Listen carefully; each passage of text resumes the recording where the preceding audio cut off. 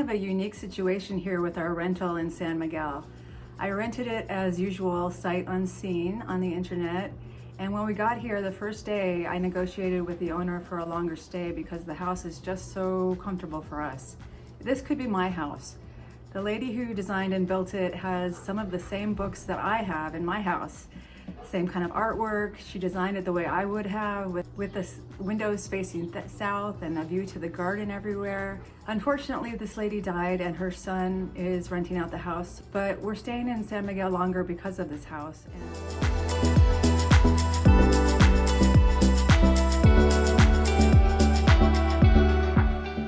The dogs and I are in San Miguel de Allende, and we've had a kind of drastic change in the weather.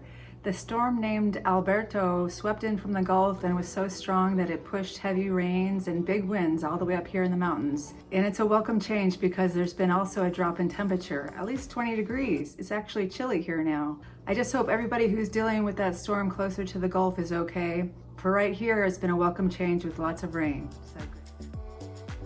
I don't know about you, but when it rains, I love to cook. So I was happy to find the ingredients I needed for a favorite recipe, and I spent the day cooking and hanging out with the dogs, which for me is a great day.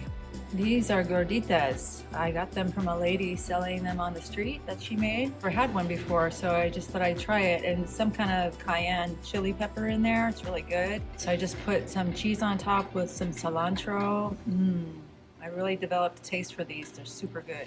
This is what I bought today at La Comer. It's a big grocery store. It's very nice. And if you care to see prices, I will put them at the end of the video.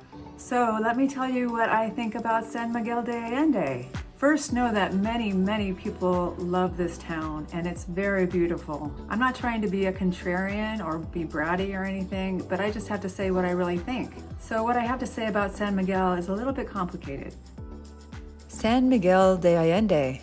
It's a very beautiful small city in the central highlands of Mexico.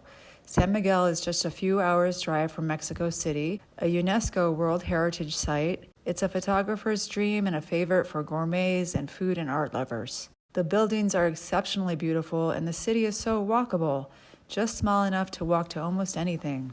The climate is very nice and the elevation keeps it relatively cool compared to coastal cities. Years ago, foreigners discovered San Miguel and many have made it their home, or part-time home, or one of their many homes. They say that in high season, when many foreigners come to live here part-time, the square is full of them, sunning themselves on the pretty benches that surround the park. Locals call it Gringo Gulch. There are many art galleries, high-end boutiques, and top restaurants to be explored if you like that sort of thing. But something bothers me about San Miguel. It's the same thing that bothers me in other towns and cities where the rich have taken an interest and bought houses. It's that there becomes a divide, the wealthy enjoying all the expensive resort-like amenities of the town, and the people who work for them or serve them. When I lived in Oregon, I worked in one town but couldn't afford to live there, so lived a couple of towns over and commuted like many other people. This sort of thing happened in San Miguel de Allende a long time ago. It used to be an artist's haven and more bohemian, I understand, but now, well, to put it in the words of the author of an article I read in the San Miguel Post, namely, I've noticed a sharp decline in the middle-income expat retirees, he says, talking about who moves to San Miguel now.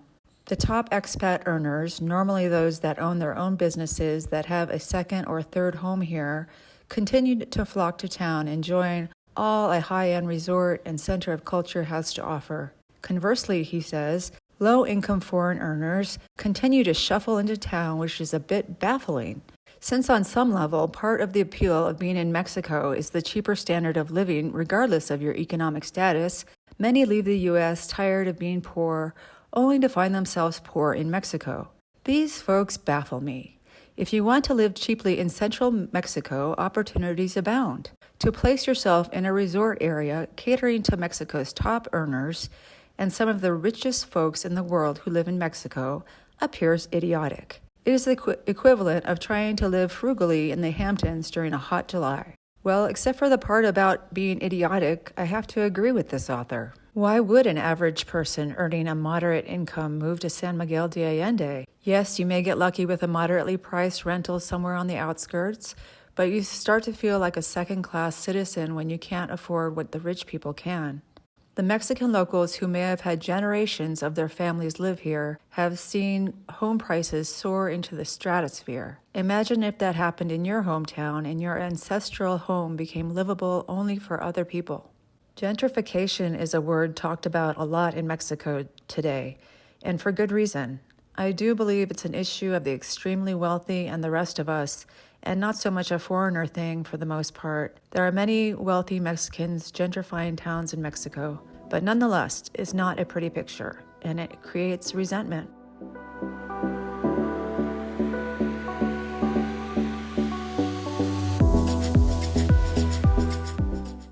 I'm no economic expert, and I'm not saying that rich people should be illegal.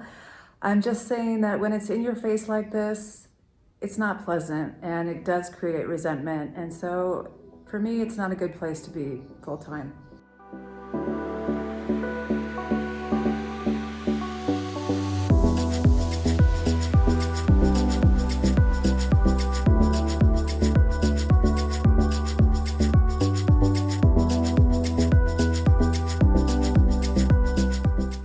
The other thing that really concerns me about the area is crime. I've met a lot of people here who say they've lived here for many years and haven't ever had a problem with safety, and I believe them. And when I walk around Centro and my neighborhood here in San Antonio, I haven't had a problem either. But just since I've been here, I've heard of a woman being pushed to the ground and robbed a few blocks over from here, a couple being robbed at gunpoint in another neighborhood, and I heard about a shooting in a bar that left one person dead. And you know what town doesn't have crime? I know, but that seems like a lot for a small town like this.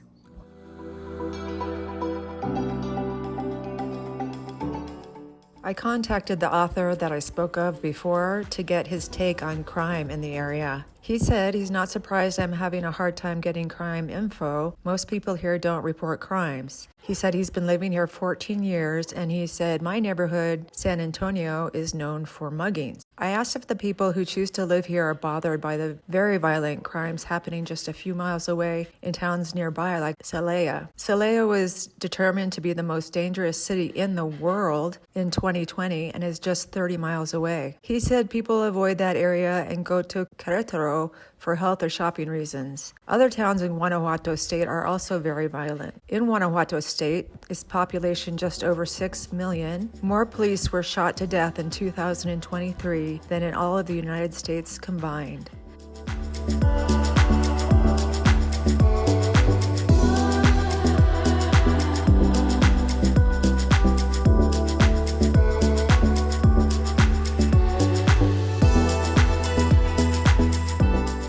Well, this video has been a bummer to make, and I'm not too happy about it, but I felt like I had to tell the truth as I see it. There are a lot of videos out there showing you the positive qualities of San Miguel de Allende, and this is one that shows you some of the other qualities. There are a lot of rich people who can make this their home and do, and that's great for them, and there are other people who have the ability to turn a blind eye to what I'm talking about, and that's fine for them too. But for me, it's not quite right, so I'm going to keep moving on with my dogs and explore more of Mexico.